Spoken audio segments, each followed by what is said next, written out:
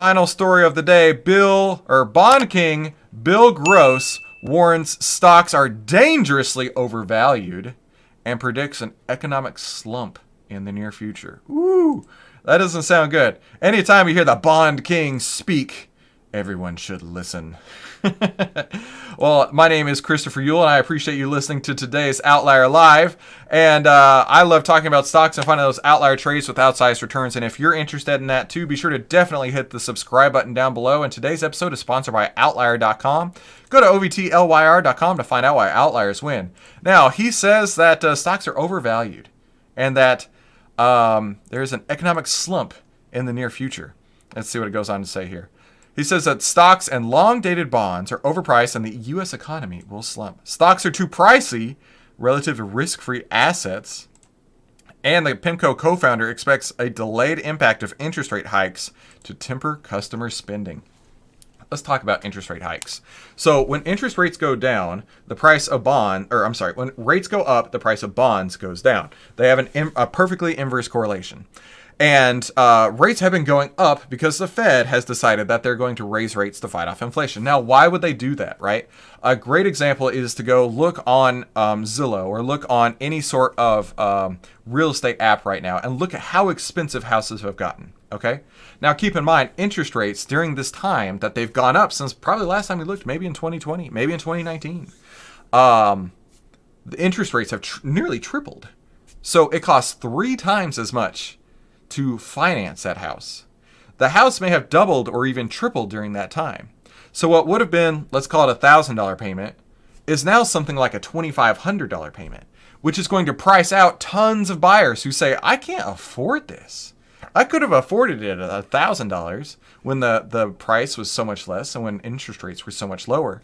But now that the price has doubled or tripled, interest rates have tripled. This is outside of my price range. I cannot afford this. So the only way for this to work, the only way for the inventory to move is for prices to come down.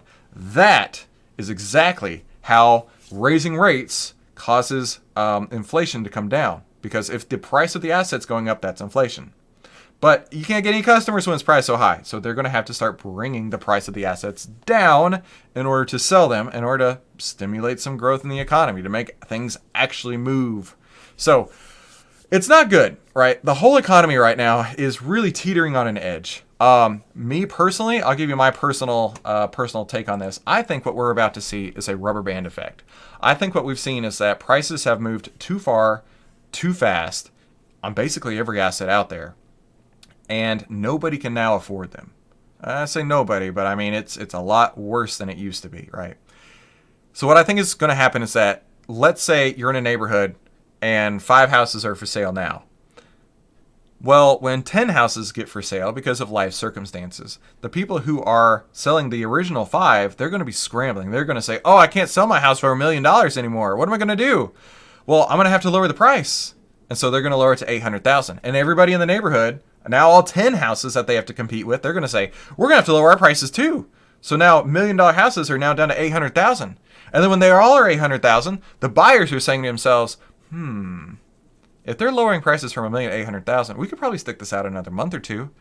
But the sellers, they're looking at it like, what are we going to do? We got to we got to go move today. I mean, we're late already. We got to move today. So we're going to lower our house to $700,000. So everybody in the neighborhood's going to lower their house to $700,000. And then we're going to have real deflation. And what happens, which sounds great, it sounds great on paper, but by having deflation, we're going to be having an economy that's basically shut down. We're going to be having mass layoffs. We're going to be having all of these consumers saying, I'm not buying today. Prices are coming down. Why? I'm going to hold this out a couple of weeks or so, maybe a couple months. Prices are coming down. People are getting laid off because the companies can't sell at the same volume that they were. And then it's a whole spiral downward negative impact thing. And I think that actually may be what's going to happen. I hope not. But I don't think the soft landing that they're wanting is going to happen. I think there's going to be a huge rubber band effect, and that's not going to be quite so good. Now let's take a look at the outlier data on the S&P 500. Yeah, S&P 500, we got a sell signal back on June 23rd, and it's definitely starting to catch up, and the market has really been taking it on the chin lately. And you would have known that ahead of time had you taken a look at the outlier data, which is a publicly available for you over at outlier.com. So don't get too scared, but do be sure to keep your eye on what's going on out there and keep an eye on the outlier data. It'll tell you what's going on out there a lot easier than trying to follow every single person, to follow every single Bond King, to follow every single Reddit post. You can just follow outlier.com. So thank you all so much for coming to today's Outlier Live. Be sure to hit the subscribe button and the like button down below, because we want to make sure that we are taking care of you and giving you all the actionable information to help you find out how outliers win.